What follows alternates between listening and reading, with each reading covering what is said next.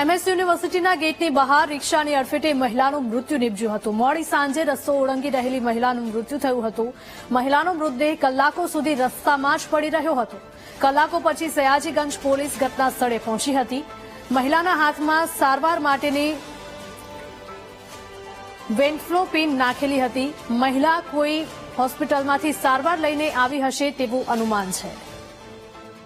સંવાદદાતા માનુ જોડાયા છે। માનુ, જણાવશો કે એમએસ યુનિવર્સિટીના ગેટની બહાર રિક્ષાની અડફેટે આવી જતા મહિલાનું મોત નીપજ્યું છે। હિરલ, ગઈકાલે મોડી સાંજની આ ઘટના છે। કોઈ મહિલા હોસ્પિટલથી સારવાર લઈને ઘર તરફ જતી હોય ને આ દરમિયાન અકસ્માત થયો। મહિલાને અજાણ્યા રિક્ષા ચાલકે ટક્કર મારી હતી, એના કારણે મહિલાનું ઘટના સ્થળે જ મોત થયું। 108 ઇમરજન્સી આવી ત્યારે ચેક કરતા ખબર પડી કે મહિલા મૃત છે।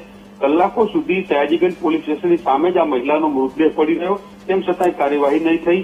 છેવટે મોડે પણ પોલીસ આવી અને મહિલાને મૃતદેહને પોસ્ટમોર્ટમ માટે હોસ્પિટલ ખસેડવામાં આવ્યો। મામલો એ છે કે મહિલા કોણ હતી, ક્યાંથી જતી હતી, આ તમામ બાબતને લઈ અને પોલીસે કાર્યવાહી શરૂ કરી છે।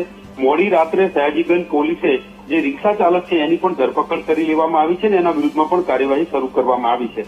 આ મહિલા હોસ્પિટલથી ઘરે જઈ રહી હતી, એના હાથમાં જે બોટલ ચડાવવાની સિરિંજ હોય એ પણ લગાવેલી હતી અને આ મહિલાનું અવસાન થયું છે। એનું અત્યારે પીએમની કાર્યવાહી શરૂ કરવામાં આવી રહી છે। જી માનુ, આભાર।